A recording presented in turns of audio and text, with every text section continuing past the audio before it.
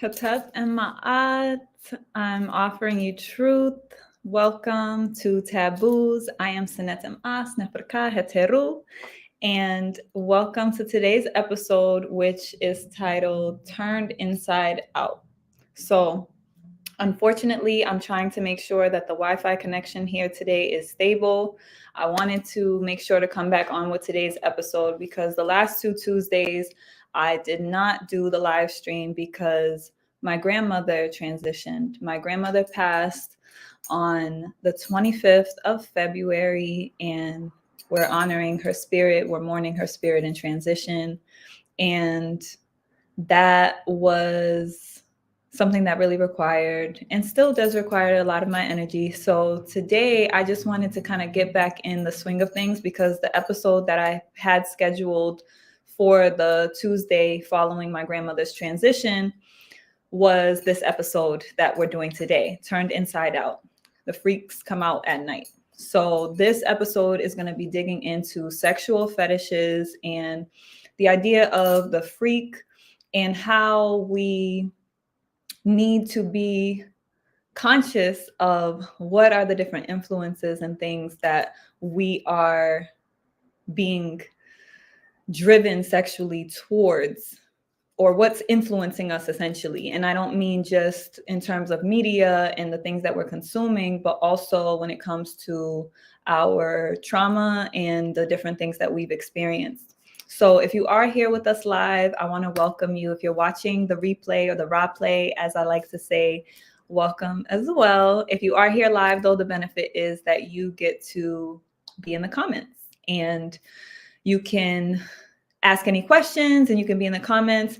If you are watching live, can you please just let me know if the live stream is going fine, because the internet connection that I have is actually not super stable. So I'm not sure. And if I do have to reschedule doing the episode, then I will. So if you could let me know if the stream is performing fine, that would be very helpful. So I do also want to give an introduction to those who might be their first time here. And what is Taboos? Taboos is a series that I've started doing. This is our 5th episode. So if you haven't been here before, I really recommend that you go back and watch the previous episodes. If you have been here before and you missed something, especially the last episode I did, it was more because I realized that people have not been calling in. So I'm adapting. I wanted to, in the last episode that we did, I shared some slides and I did more of a presentation style to following along with what I was expressing. So I'm just, trying to get feedback, see what feels right. I'm also thinking because the topics are taboo, it might be best to just tell people they could just call in anonymously. You don't have to turn on your camera. We won't put up any names or anything, and we can engage in the dialogue. So if that's something that people are interested in, then we can definitely do it that way. If this conversation sparks you somehow, you're on live, you want to call in, I'll put the link into the description so that you can, let me go ahead and put that in there. I'll put the link, not in the description, in the live chat, so you can join the stream. Okay. So that being said, I was thinking about, the different approaches that we can take to having these conversations, because my intention with having these conversations is really to illuminate and to educate around ancient sacred science and the things that we need to heal such a deeply intimate wound. And sexual trauma is not the only source of sexual wounding. So it's very important for people to recognize, even if you have never been sexually abused consciously. The other thing is a lot of people have repressed memories. So I always like to give the disclaimer to everyone that as we go into these episodes and we're talking about things, because it's so intimate, because the topics are taboo, it's very important to take notice of what you feel. And because what I'm doing is more so connecting people to the work of Tehuti Ma'at, I want you to also know that Tehuti Ma'at is here to serve as a raw source mechanism, a resource mechanism, right? So we're here to foster the empowerment, the healing as a form of liberation. So if you need anything, I'm going to go ahead and put on the screen. If things come up for you, you feel like you need support, you can always text, you can email, right? If you want to do one-on-one coaching, counseling, anything like that, you can go ahead and just reach out as far as anything like that is concerned, because I know that these topics are very deep and we're going to take it into an even deeper layer than the conversation itself is inherently. So I'll go ahead and put on the screen there. And for these episodes, I actually like it red. All right. So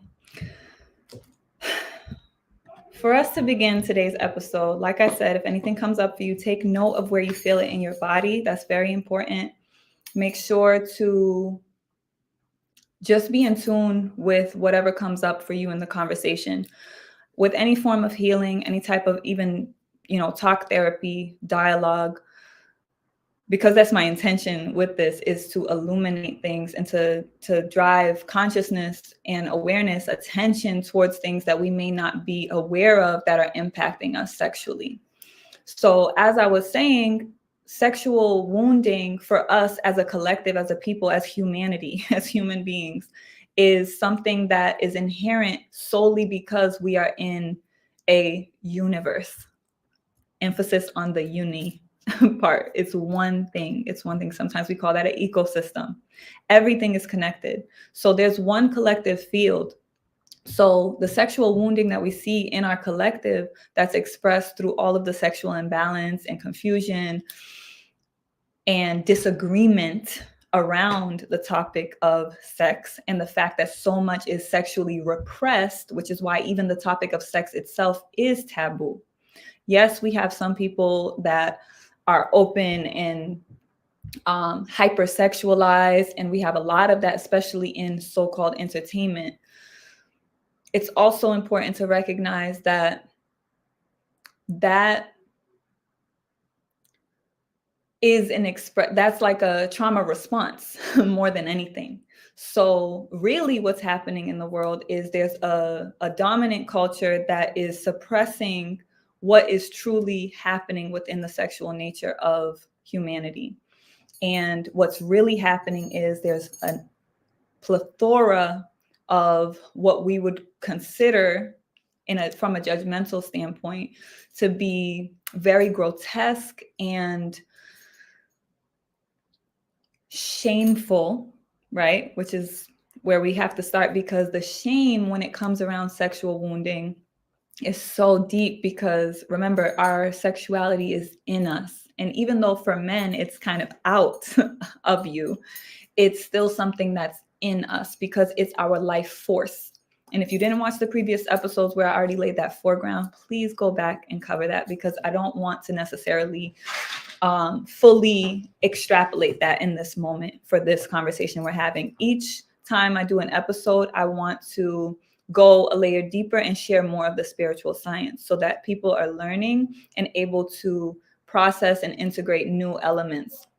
Now, it's important to actually apply it practically. So that's why I'm opening up the platform where I want people to be able to come in or to contact if they want to, because there might be difficulty that you face in trying to deal with and process the things that come up when we deal with these taboo topics, especially if you're someone who has experienced or survived sexual abuse, sexual trauma, sexual exploitation, etc., which, to be honest with you, is the majority of us.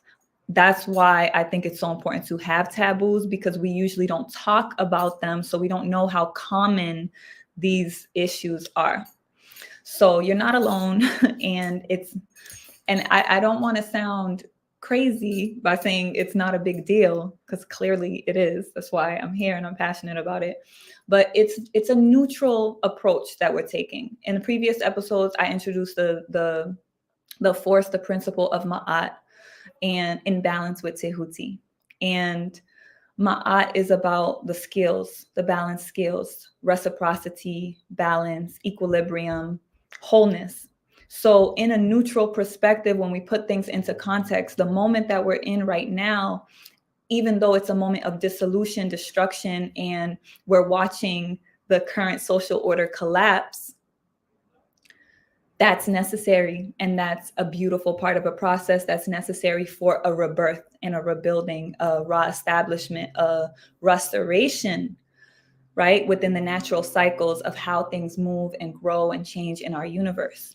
So that's why I hold both and. It's necessary. These things have to happen. So anything that we've experienced, when we take the spiritual higher ground, we recognize the necessity for it. And that's something that's very difficult if we are still resonating mainly or connecting with it mainly from our lower nature, right? Our lower energy centers. In the previous episode, The Seat of Your Power, I introduced the 7 main energy centers, and we call them in Meruneter, in our ancient language, Aritu. So we covered the Aritu, and we talked about how the density of energy, the frequency is heavier when it's in the lower parts of our body. Our lower energy centers are where our sexual center is, but our root center also, which is all about our survival, our humanity, the way that we preserve ourselves in the world. Our sexual energy is still part of our animal nature, where it's the part of us that wants to reproduce, right? It wants to create. And we talked about also how our sexual energy is beyond just creating life. It creates every single thing in our body. We talked about how sex is life and life is sex. And this whole entire experience in this realm of existence is all about the dance of 2 polarities coming together, right? And having sex. So we have the male and the female, yes, but we also have positive and negative charge energetically or electrically. We have light and dark. We have up and down. We have left and right. We have these opposites, and they attract, right? But they can also repel. So all of that was to reflect to us the broader scope of what sex is, what sexuality is, so that we can hold it with its pleasure and the passion and all of its beauty, and still hold, right, that sacredness, and still hold the ugly, grotesque, and evil expressions of sexuality that are on the planet today. Those things include child exploitation, child rape, child pornography, child abuse, which I feel is the most obscene aspect of sexual energy. And the reason why that's so important, and I mentioned entertainment. So I'm going to go in right now about entertainment, because I heard a sister online say entertainment, like you're allowing something to enter you, right? So the emphasis on the enter. I think it's very important for us to recognize that every time we speak, right? Just like we talked about the vibration and the frequency of the energy centers in our body, how that connects to, that's our ka, our emotional body, right? Our emotional body and our physical body are one.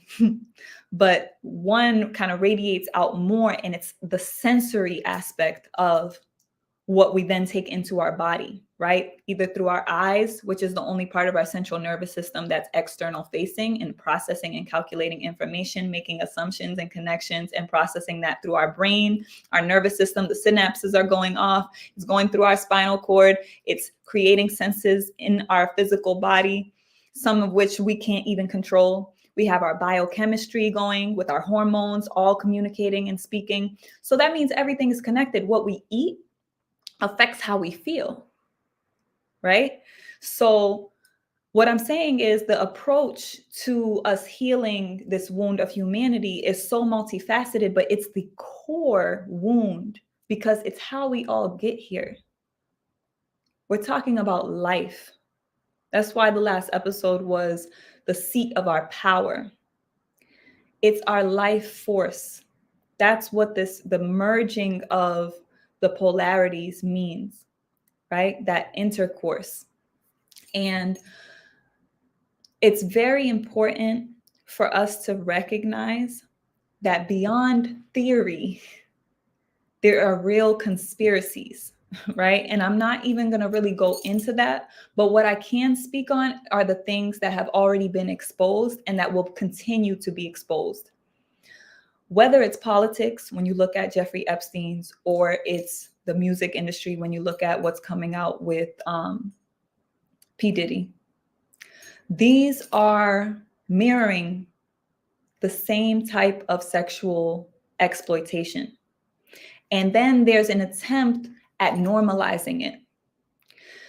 The problem is most people are not even socially astute or agile enough, like don't socially know enough about what's going on, because most people are existing in a bubble of their own algorithm, right? Especially because most people are online more than existing in the physical world.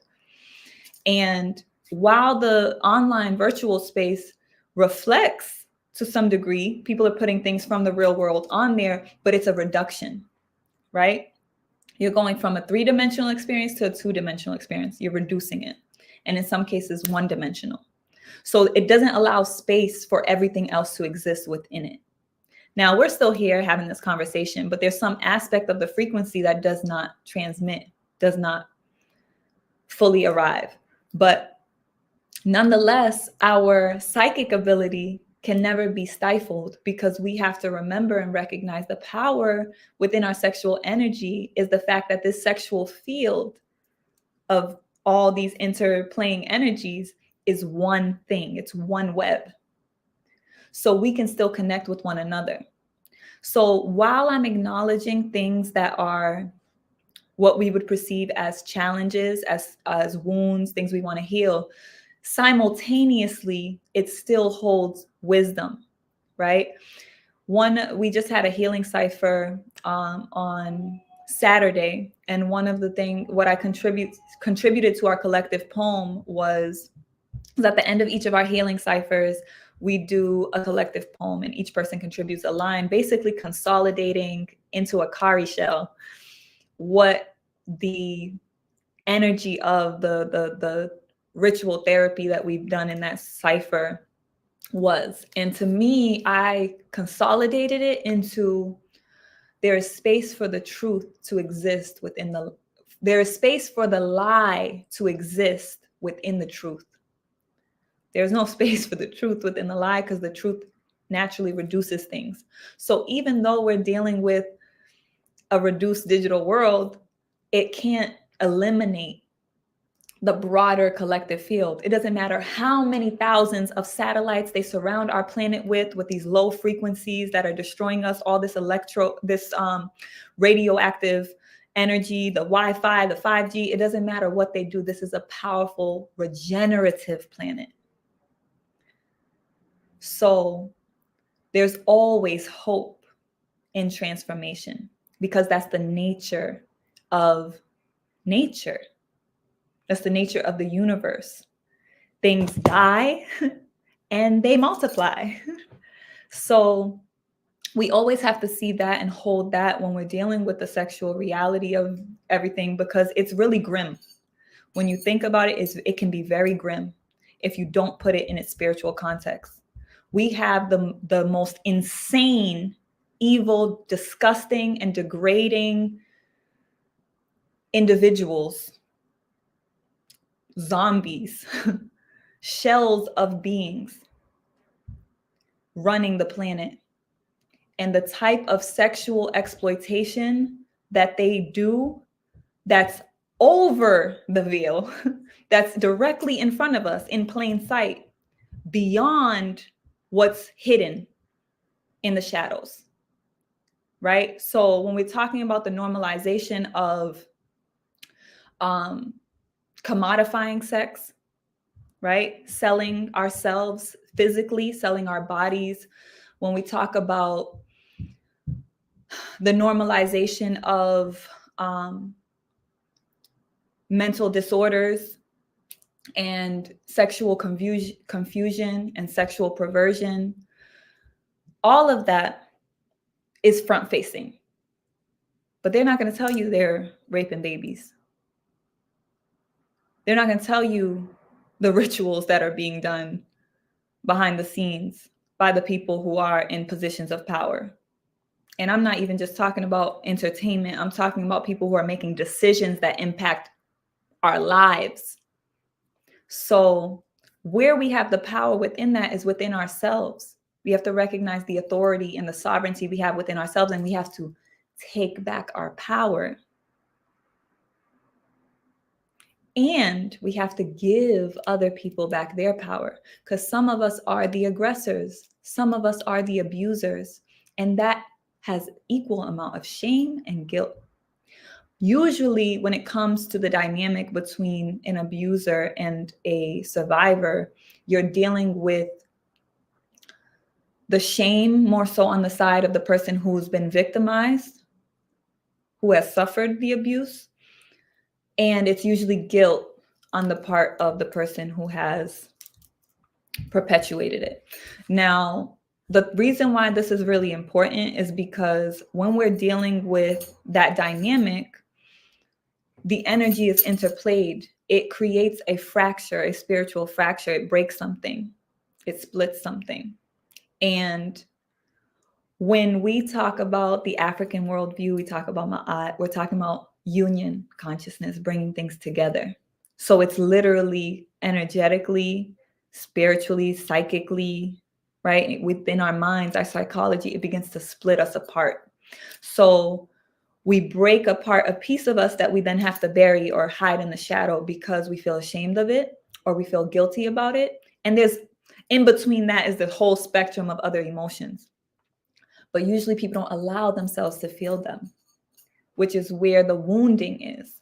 The wisdom comes when we face and we alchemize, we process, we transform that from being something that is causing us the pain. We feel through the pain and we learn whatever is the wisdom within that. And there always is, as traumatic as the situation may be. I'll give one example. It's not sexually. Well, I could also give a sexual example, but I'm trying to think. Okay, I'm going to go ahead and talk about contracting a sexually transmitted disease. That for me was something I had never experienced. And when I experienced it, I felt completely buried by the emotions. And because I am very conscious and I do this, like this is my life's work, I've been healing sexual trauma for the last decade, right? I've been dealing with sexual wounding from abortions, sexual wounding from molestation, etc. And so I'm conscious of this now going into it, and I'm like processing the emotions. But I had to sit. You have to first sit in the emotions. You can't just, I'm so wise and and worldly that I know all this wisdom and ancestral science. It doesn't change the fact that I'm a human and I felt that pain. I felt that betrayal. I felt that disappointment. I felt that confusion. I felt that shame. I felt all of the things, guilt. I felt all of the things that I felt within that situation in order to recognize that there was something I wasn't connecting with within the collective experience because I hadn't processed it. I hadn't experienced it. So I could sit and judge other people who have sexually transmitted diseases, who experience other things. And thankfully, I am very thankful that it was minor considering the other possibilities of sexually transmitted disease. And I'm not going to say they're incurable because we know people have been reversing all kinds of viruses and diseases and things that they say are incurable. So if you have contracted a sexually transmitted disease that they told you was incurable, don't adopt and accept that idea. Put your mind and your focus and your energy on how you're going to heal your body, and you can do it. So I want to say that for anyone watching who is in that position. Now, for me, the wisdom I gained from that experience is what has us here, because I was like, oh, fucks no. This shit is what we got to deal with. This is the core fucking issue within our collective. We're talking about gender wars. we need to deal with the sexual dynamics amongst us, the lack of integrity, the fact that the lack of education, the judgmental culture around taboo topics, but specifically sexually related topics. So for me, the wisdom I gained within it was priceless because I learned the value of my womb. Because being violated to that degree made me recognize the value of my womb. Now, the depth of that is for me to cherish and treasure. And the depth of your wounding and the experience of your healing process and your transformation, your kepra, right? Your rebirth. Kepra, for those who don't know, is a beautiful symbol from our ancient sacred science. And it's the force of transformation. It's the energy of transformation, right? So I like to make sure to always repeat, because repetition is the mother of learning, that the energies and the symbols that are used in our ancient cosmology, they're not gods and goddesses, they're not deities. It is a science. They are forces and principles of nature. And through our artistic expression, because ancestrally, we, as a nature-based people, we were deeply connected to the creative element.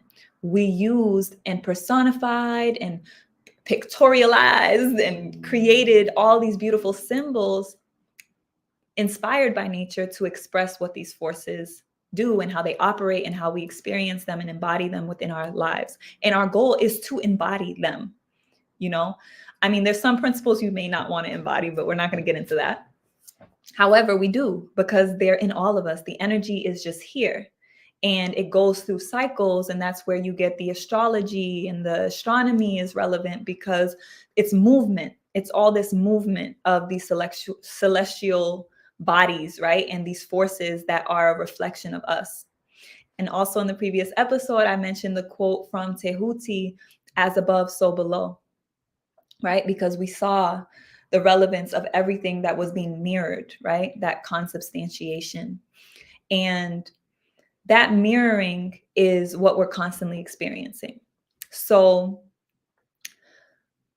Kepra is the principle of transformation.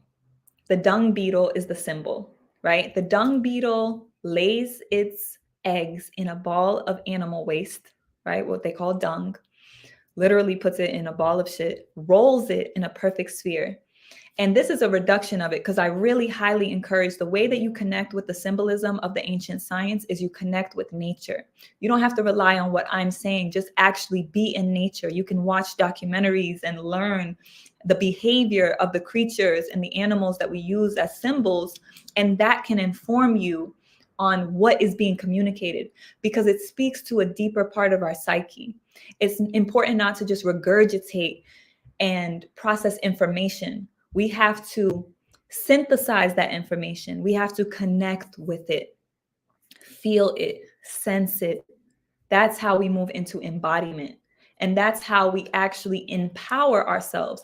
Knowledge in itself is not power. When we bring it into our lives and we make it an experience, we learn from our experiences, that's what creates wisdom, which is what we really desire. That's the highest octave of the energy of Tehuti. Okay. So the Kepra experience that I had with my sexual alchemy is sacred. And the Kepra experience, the transformation that you experience with your own sexual experience and where you are with your sexual energy, is sacred for you. If you choose to express that through your art, like I've done through my music and songs and all of these things. And to me, that's something I still cherish and hold very sacred, you know, and I do envision myself someday sharing these songs and this medicine that has come through my experience. But for now, it's for me, you know, it's to crystallize and fully hold what I've gone through and what I've experienced in all of the different things that I've healed within myself. So again, that's my intention with having these conversations, is to deal with that. So Before I go in any deeper, I am going to engage with those who are here with us live. Can you please let me know if you're here with us live in the chat, if you got any questions, comments. And I'm also going to just, take a breath, take a sip of my tea in this moment. The link, if you want to join the conversation, is in the live chat. And I'm going to go ahead because I actually didn't open the way today. I didn't give an introduction to Tehuti Ma'at yet. At the beginning, I didn't. So I want to do that in this moment right now. And I also, excuse me, want to fully introduce myself a little more for anyone who doesn't know who I am. Allow me to introduce myself. Trine or Trini, I want to welcome you. I hope I'm saying your name right. I'm not really good with accents and what the proper sound is for the accents, but blessings to you. Welcome. I'm glad you're here. So just going to take this moment to just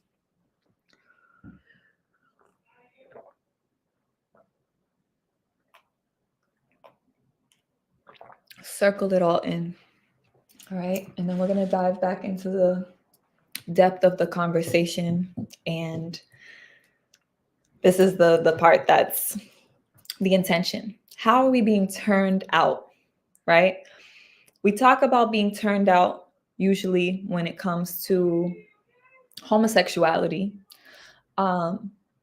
However, I made the title Turned Inside Out because I'm also declaring the healing, but I'm also recognizing that what's happening on the inside for us is what is expressed on the outside. So if we do that work on the inside, what we see on the outside, not only for our personal lives, but for the whole collective, the world, shifts and mirrors that. Okay. So welcome, Sister Simone. Glad to have you. So yay. You made me happy, Simone. Just to know that you're here.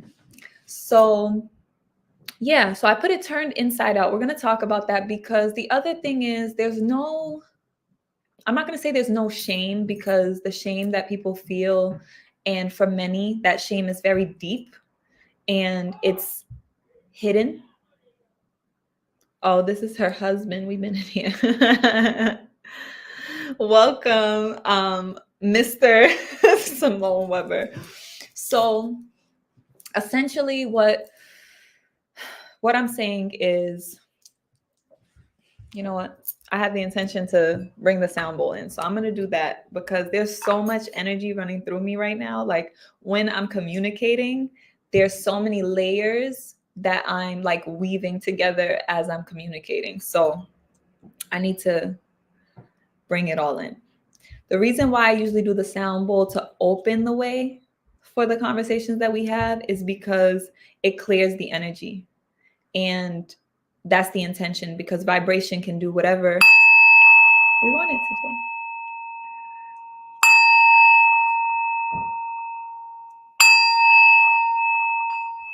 Prepares us to go deeper. This is a brass sound bowl this time.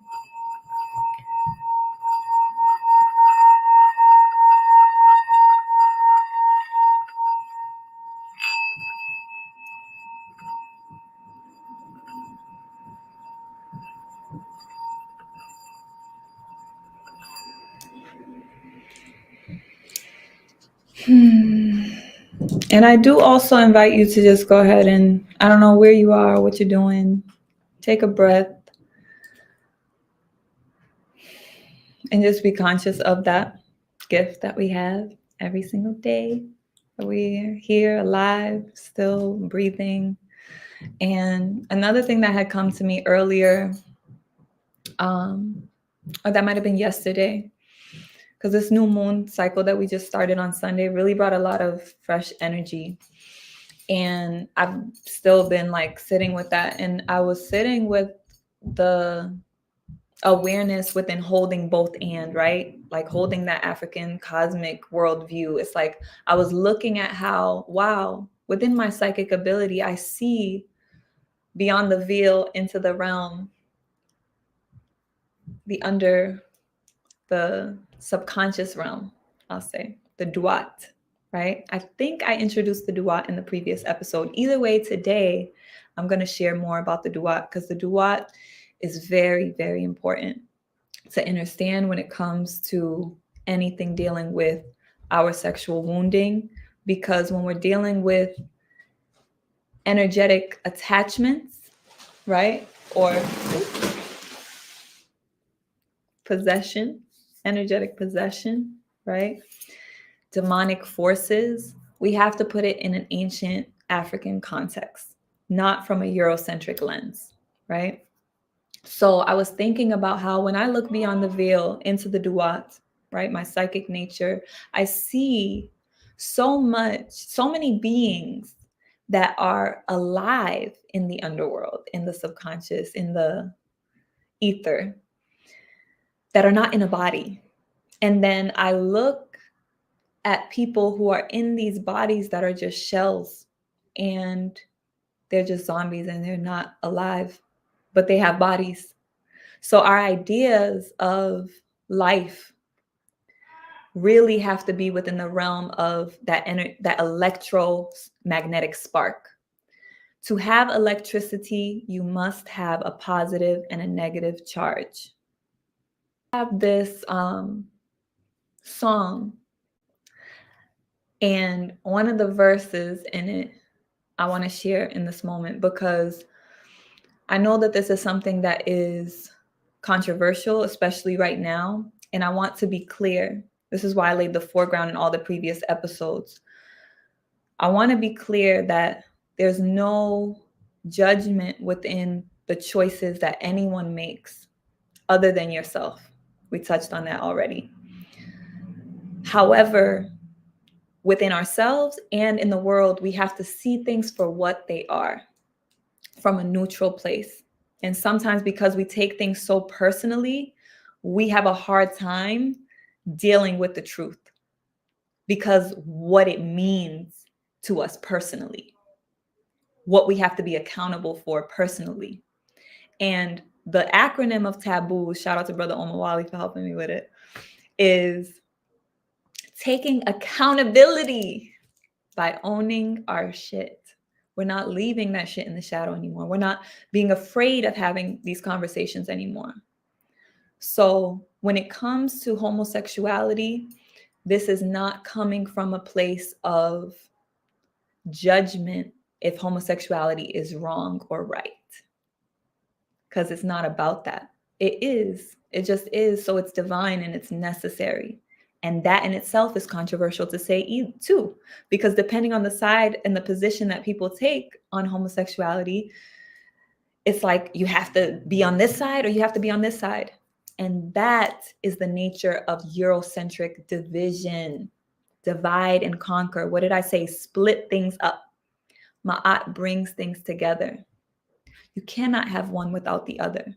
You would never know the value of the sun and the daylight if you didn't have night. Your ass would definitely be tired of that sun. I guarantee you that. Your ass would probably be roasted right now. It'd probably be a lot of us that wouldn't be here. Okay? So recognize the necessity in all things is the greatest freedom you can give yourself. But it's quite a journey to sincerely hold that vision, to sincerely hold it. There's a lot of healing, a lot of psychological healing we have to do because we judge so much, right? And again, with Ma'at, you can only judge yourself. That's the nature of our ancient wisdom. So within that, I'm going to share that verse in the first verse in, I'm just going to speak it out, spoken word. What's the message? What's the message? Do you hear it loud and clear? The ancestors speak and they want you to hear. What's the message? What's the message? Do you hear it loud and clear? Crystal clear. crystal clear. What's the message? What's the message? Do you hear it loud and clear? The ancestors speak and they want you to hear. What's the message? What's the message? Do you hear it loud and clear? It's right in here, right in here. The ancestors really want me to sing it. Wow. Okay. Got you. And brother Simone, Simone's husband, I'm gonna go and read your message in a moment. Hold on, let me actually read it right now. I'm just going with what I'm being guided towards. I was watching the Disney movie Coco with a friend and his son, and I was astonished by the writing that focused on honoring their ancestors. But an ancestor was forgotten. When an ancestor was forgotten, they disappeared. They disappeared from the ancestral realm.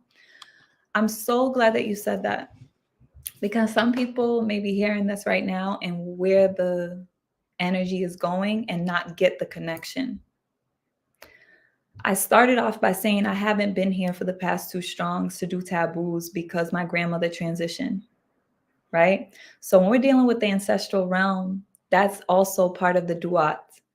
The duat is the underworld. It's the subconscious realm. It's the majority of our experience when you really think about it, because in essence, it's the cosmic womb. It's space. It's the darkness. It's where we go when we close our eyes at night and we go to sleep. It's where we go when our body passes and we transition out of this physical life. It's a journey that we depicted. It's in and has inspired every sacred text that has come forward from the ancient world, from the original source, right? In ancient Kemet, we can see it in the pyramid texts. We can see it in the Pertemru, the book of coming forth by night and day, what they misnomer the book of the dead. It's in the book of Gates. These are ancient sacred texts that depict this journey of the sun, Ra, right? This creative force that stimulates all life on this planet, journeying through the night, the 12 hours, the 12 gates of the night, and being reborn again, right? Pertemru, coming forth from night into day. We do it within ourselves every day. And when we journey into healing something within the shadow of ourselves, within our inner womb, whether you're a man or a woman, we go through that journey. We go into the darkness and we have to come out and birth the light from within the darkness. Recognize that light is inherently an illusion, because everything, I'm not going to say it's both and, right? There's an illusionary aspect of it, because I want to be accurate. Because light is also fire, right? And it's real. So sometimes when we hear the word illusion, we think it's fake, and we can move within connotation. But that fire, that light illuminates. Our sun illuminates and we see. But what we see with our eyes, when you look at the science of the brain and the central nervous system, our eyes don't actually see what's actually there. I'm not even gonna get deep into that. Just literally look at something that's like, it could be the most Eurocentric science piece of information. You'll still get the wisdom, right? Because there is space for the lie within the truth. So just because something is part of the truth doesn't make it true, because it's not the whole truth. But if you zoom into the truth and you look at a part of it, it doesn't make it any less true. That's why we like to say 2 things can be true at the same time, because that mindset of either or, as I was mentioning before, that split, that divide, is what segments us out of our power. It's what makes us feel like we don't know what to do, right? There's division, there's a choice to be made. When we go into our cosmic consciousness, everything is written in eternity. In the now, you create it, but it's already written. And both of those things exist, free will and destiny, right? And that dance is constantly happening. So when we look at our our experience of moving through the night, and we look at the ancestors, the ancestral realm, what we talk about as the ancestors, it's the energy that exists beyond the physical world, but it's like the closest layer out. If you looked at it like a sphere at the center, if you think of the earth, right? We have the light that's illuminating within our solar system. We have the sun. And then we have all of these energy bodies that we call planets, these spheres of energy revolving around our sun. It's a solar system. It's a system of order. And each sphere of energy influences a particular aspect of the solar system because everything's connected. And our particular planet that we exist on in the flesh is the space where those energies converge. And it's like a creative realm of space where we come and we were born and we get to create and be here with the influence of all that is beyond that. But beyond our sun and our solar system, everything is just space. It's darkness, right? So the sun, that light exists within that darkness.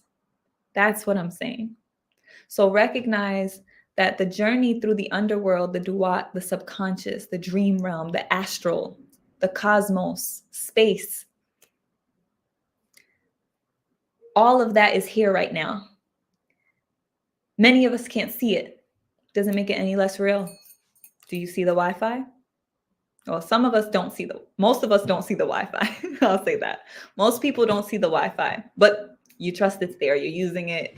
No one's questioning if the Wi-Fi is really there, right? It's the same thing with the ancestral realm. It's the layer external. And that's also why the Wi-Fi and all these these radio frequencies do stifle and interfere with our psychic connection with the ancestral realm. But that's a whole nother conversation. So I'm saying that to respond to the movie piece and connect that with what I initiated with was my grandmother's transition. And everything that we're talking right now is about healing. And we have to recognize there's layers of these realms. The ancestral realm is the next layer out. It has a degree of density, but it's not physically expressed, in the flesh, right? The spirit transitions and it goes through these 12 hours of the night, right? And each hour is a particular piece or aspect or phase of the process to come back into the daylight for the sun to be birthed. So ancestrally, you usually saw that. I mentioned, I taught about the principles of Nut and Geb in the previous episode. And I said how Nut swallows the sun at night and then gives birth to the sun again in the day. So the sun is going through that darkness, right? The cosmic womb. So it's not inherently evil and bad, but we also know that we're in a degenerate cycle. I've talked about that as well. This is a point in the cycle where it's the lowest, densest, darkest. And the cycle has to then come back up and around. But it has to balance itself first. So it's going to get a lot worse before it gets better. And I keep saying that so we're prepared for it. But if we're on the winning side, then you make it better right now. And the way that we do that is through our healing process. The more we heal, the lighter our hearts, the more freedom we embody, the more we anchor in that truth. We bring in Ma'at, we bring in justice, we have to be it. We have to live it. We have to exude it. With every choice that we make, with every breath that we take, that's what it's about, right? So I'm bringing in the ancestors because everything is in cycles. So the ancestors, if they go into the darkness and death and they transition through the night, through the duat, how are they rebirthed? They come through the portal of the womb again. And it's the cyclical nature of creation. So when we give birth, we are welcoming back ancestors. That's what I'm saying. And that's the message of the song. So here we go. What's the message? What's the message? Do you hear it loud and clear? The ancestors speaking and they want you to hear. What's the message? What's the message? Do you hear it loud and clear? Have no fear. Have no fear. What's the message? What's the message? Do you hear it loud and clear? The ancestors speaking and they want you to hear. What's the message? What's the message? Do you hear it loud and clear? Crystal clear, crystal clear. What's the message? What's the message? Do you hear it loud and clear? The ancestors speaking and they want you to hear. What's the message? What's the message? Do you hear it loud and clear? It's right in here. It's right in here. Knowledge, but you still don't know, cause you blow wherever the wind blow. They say my soul's so indigo, but this shit glow every single shade of the rainbow. Wait, pause, no homo, no, and this ain't no homophobe flow. Best believe I bring my auto, bet. Really can't get electricity with 2 plugs and no outlet. Bet. That's what you get when you fuck around with set. Bet. Can't nation build without Assad and Ast. Bet. Welcome to disorder. No control when you ain't got no borders. Best put them walls up.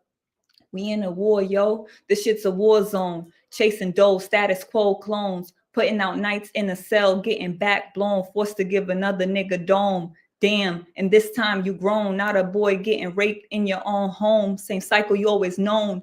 Telling yourself it's a choice because your manhood's gone. Strange fruit, same song. Voluntarily castrated. Sexual confusion, sedated. Voluntarily sterilized. Believe in Planned Parenthood lies. No tears in your eyes when your own baby dies. Don't you see? I was there too. I see my reflection in you. Didn't know what else to do. You don't know when you don't know the truth. I said you don't know what you don't know. Play girl in the hood program like a pro. No remote control when you got no control. But no, I know, now I hear, now I see. Now at night I can't sleep. The spirits of would-be children speak to me. They want to be free. They just want a chance to be who they supposed to be. It's bigger than you. It's way bigger than me. What's the message? What's the message? Do you hear it loud and clear? The ancestors speaking and they want you to hear. What's the message? What's the message? Do you hear it loud and clear? Have no fear. Have no fear. What's the message? What's the message? Do you hear it loud and clear? The ancestors speaking and they want you to hear. What's the message? What's the message? Do you hear it loud and clear? Crystal clear, crystal clear. What's the message? What's the message? Do you hear it loud and clear? Have no fear. It's right in here. I say. All right, so the medicine is, it's right in here. When we want to tune into the ancestors, when we want to tune into the spiritual realms, the duat, the thereafter, we go inside ourselves, into that darkness within, into our own shadows, and into our collective shadows and wounds. So when we're dealing with our sexual trauma, whether that be abortion, homosexuality, we have to connect it to where is it coming from? What is this death culture that we are perpetuating?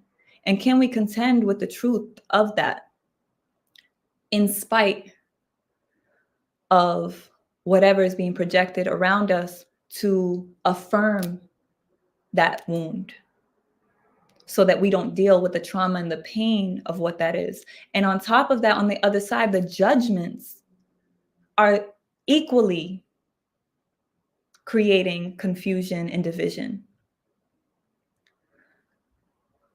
Everyone is experiencing exactly what they need to experience. That doesn't change the fact that if you feel that you are here to uplift and shift the energy, that you don't do that. But you do that from a space of humility and love, not from a space of judgment and arrogance and ego. So I say that from the bottom of my heart because I love my people. And I see how the issue of homosexuality is dividing us. And it doesn't need to. It really doesn't need to. But we do have to look at it, and we need to be able to have honest conversations about it. So This episode, Turn Inside Out, is really dealing with, well, I'm going to be going into deeper layers, but because we're already deep into our episode today, I'll touch on what I mentioned before about the entertainment industry, because that's what influences most of our sexual energy. I had mentioned in one of the previous episodes how I noticed when I stopped listening to certain music that I recognized that my sexual desires changed, right? So it's important to recognize the influence that happens subtly, which is the most potent, right? Because you don't know the intentions people are putting into the music they're putting out. You just know what they're saying. Excuse me, that's the direct aspect. That's not the subconscious aspect. So we can be conscious of that. And even on that layer now, it's very direct and very clear because the music is so sexually stimulated, hypersexually stimulated. And I might have mentioned this before, but I was not surprised when I had learned that most of the current female rappers that are in the mainstream, when you look at the writers of their music, it's mostly men. And that's why we're seeing that masculinized expression of sexual energy, even from female hypersexualized artists. So that is something that we have to look at in terms of like this overstimulation sexually. And when it comes to learning about sexual alchemy, which is something I'm gonna be sharing a lot more about. I think I had mentioned to people because I've started doing sexual alchemy retreats. So if you're interested in that, you can also send a message. You can also follow us on Instagram. So I'm gonna put the Instagram for Tehuti Ma'at also on the screen because I'll be posting more information. So when we have sexual alchemy workshops, if you're a member of Tehuti Ma'at, you get to be a part of the sexual alchemy workshops. If you're at the Empire rank and above, it's free. You get a discount if you're in the Kingdom rank. And if I make it public, not everything's public. Some things are militia exclusive. Most things are militia exclusive, especially when we're dealing with sacred science, because that's the entire point, is to hold it sacred and have a container for it where you know it's going to be held sacred. So some things I will present publicly and those things can be ticketed. So I may do some workshops that are specifically lectures dealing with sexual alchemy and the practical expression of how you actually alchemize your sexual energy and circulate your sexual energy so you're not constantly releasing through orgasm, because those are the energy leaks, right? When we are orgasming, we're releasing that sexual energy and most of us are not consciously directing it somewhere. And that's the power that we have. It doesn't mean that we're not supposed to orgasm. It just means that if you're not consciously using your sexual energy, more than likely someone else is. And usually it's the other person that you're having sex with, depending on the dynamic in that relationship and connection. And if not, I'm not even going to go into all the different spaces and places that our sexual energy goes towards when we leak it. I can do another episode though specifically on that if that's something that we need to touch on. But I think when it comes to our sexual fetishes and our sexual desires, many people are being turned out, right? Which we need to turn inside out.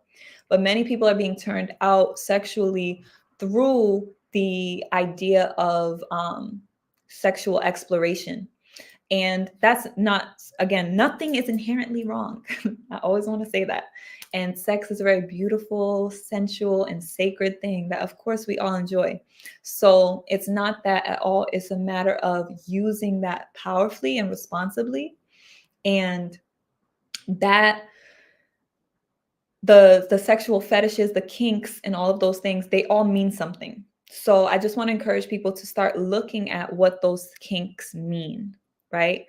If you want to go into, the ancient perspective of like different parts of our body and what different parts of our body speak to in general, I'll give you the complementary aspect. You could think of the left side of your body as the feminine. So that's speaking to your feminine side. It's speaking to your maternal line, your mother's side. And the right side of your body is the masculine. and that is your father's side, right? So you could think about that in terms of how you're receiving energy from the feminine side and how you're giving energy from the masculine side.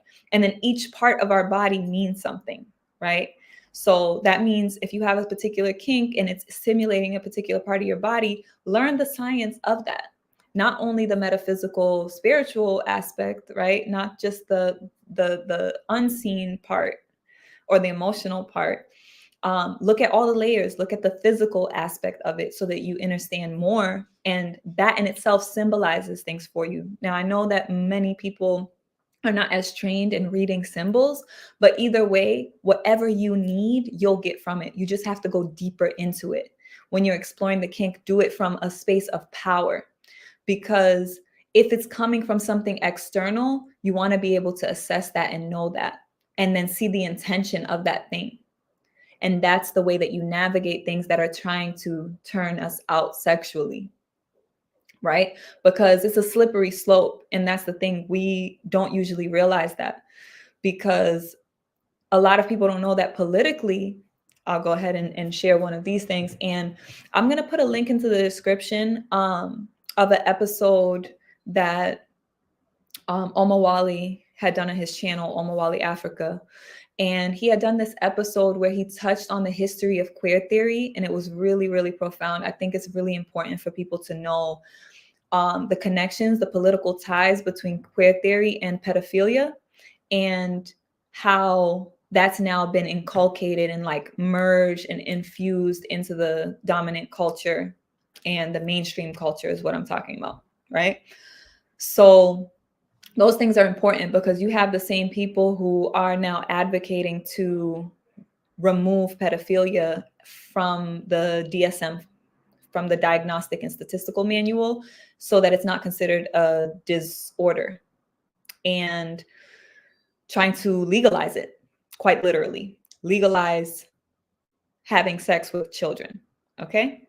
So you have to recognize that when we're talking about being turned inside out sexually, the more we start collapsing structure and accountability, the more openness there is. And then we start looking at those things as just being freaky instead of seeing it for what it is. And the thing I want to talk about with that is there's an example with Dwight Howard.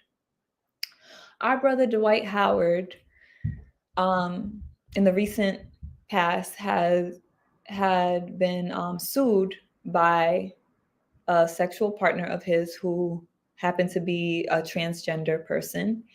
And the person basically was suing him because they said that it was non-consensual to add someone else to their sexual encounter, that he not agreed to that, or that this person did not agree to that. And it was interesting, the dialogue that happened around it, because immediately when something like that happens, our people just want to cast stones. It's like the whole thing with Diddy. It's like casting stones on, oh, he's gay, he's gay. And that's been a rumor with Diddy for all this time. But it's so much deeper than that.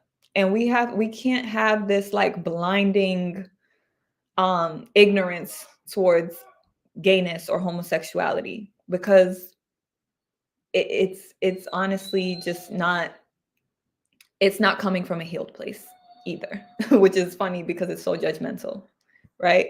So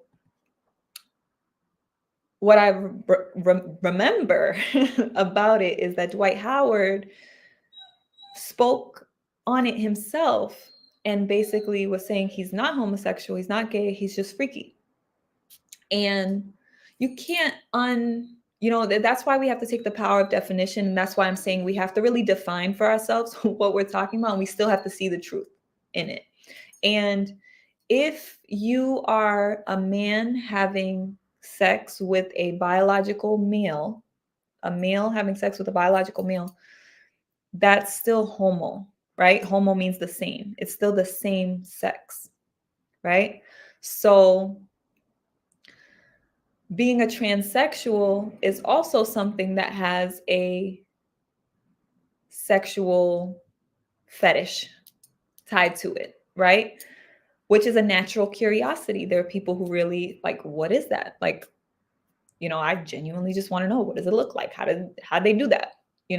And there's nothing wrong with that. If you actually genuinely have a desire to know what that is, you'd be wiser to illuminate that instead of acting like it's not there and keeping it in the shadows, or trying to define it as something else so you don't have to deal with the reality of it. Because we're talking about freedom and freeing ourselves. I mean, you have to be authentic. If that's what you're doing behind the scenes, stop acting like it's something else. And that's the whole thing around closet culture, right? Keeping things in the closet is keeping things in the dark. So if as a culture we can't open ourselves up to accepting the truth of what is happening in the shadow so we can bring it to light, so people don't even feel like they have to keep it in the shadow, then it's doing us all a disservice. So we have to be able to illuminate it's happening anyway. It's happening anyway. And we're now starting to see it more illuminated, but it's being illuminated from a place of normalizing it and directing us towards it. And if we do that without looking at the deeper layers of it and what it's actually creating, because we have to look at the fact that sexual energy, in order to have the creative spark, it's just like electricity. It's like what I said in the song, can't create electricity with two plugs and no outlet. You need the plug and the outlet. You need the active and the receptive component naturally, right? Because that's what allows life to be created. So when we go into dissolving those structures, we're going into transhumanism, because now when we go into transhumanism, it's the syntheticizing, making synthetic, artificial wombs and artificial insemination, right? Creating life through the laboratory and through manipulation. And then now there's the genetic manipulation, and there's all these layers. So if we're acknowledging the state of warfare that we're in, and the fact that there are things that are life affirming and there are things that are death affirming, but we still see the necessity within those things, what energy are you embodying, and what are you empowering, and how do you move more into that? Right? Where do you want to be? Because I'm not here to tell anyone what side they're meant to be on, but there is a separation that's happening, and we have to acknowledge it. And within that separation, there's a side that's wanting to move us into union. So those things on the other artificial side have to dissolve. And as a collective, we have to see the fact that these artificial constructs and chemicals and systems and things are not healthy for us. There's an increase in suicide. When you look at it across the board, the illness, the disease, everything is a reflection of the embrace and the expansion of the artificial. And that artificial construct is controlled by a small select few, as we know, and it's an extension of imperialism and colonialism in the modern current reality that we're experiencing. So we have to be able to see that connection. And when we look at our sexual energy and we look at the way that we're connecting with our sexuality and the desires that we have, the fetishes, the things that we want to explore, and you start holding your mind sacred. But first you have to really embody and embrace and acknowledge and be accountable to what's already here. And I'm telling you, it's impossible to exist in this world and not have some stains. So you have to wash those stains from your own mind, and you have to discern for yourself, where are these things coming from? What do you actually want to explore? And can you explore it in the light? Can you have the courage to do that without bearing the shame and all of the other things that happen when we keep it in the shadows, right? So that being said, I think we all need to be free within ourselves to explore the truth of what we desire. And I encourage us to do that from a place of moving into safety, what is safest and healthiest for us. So that being said, stay safe, be safe in your sexual explorations. Be aware of the things that I've been teaching and sharing about sexual ties and how our sexual energy connects to those that we have sexual intercourse with or sexual experiences with, and the dynamics beyond what we can see with our physical eyes, the connection with our foods, how we're eating, the ways that we're nourishing ourselves through media, through all the other things that influence our ideas and what we're exposed to. So I hope that today's episode illuminated whatever needed to be illuminated for you. I'd want to ask you, whether you're here right now live or watching the replay, please like, subscribe if you want to be informed when we go live and have other content. We're officially now opening into eclipse season. So I'm going to be sharing some energy readings and just intuitive messages coming about the energy cycle that we're entering into. And if you hit the notification bell, you'll be notified whenever those live streams happen. And sometimes some things are not scheduled and they're going to be spontaneous. So I hope to see you. If you're interested in joining Tehuti Ma'at, we are a revolutionary instrument. We function as a grassroots cooperative, which creates cooperative institutions. Okay, so if you want to join Tehuti Ma'at, you get access to so many different benefits. So you can go to tehutimaat.org/join for more information. All right. Thank you. And I'll see you next Tuesday at 7 o'clock Eastern Time. Power.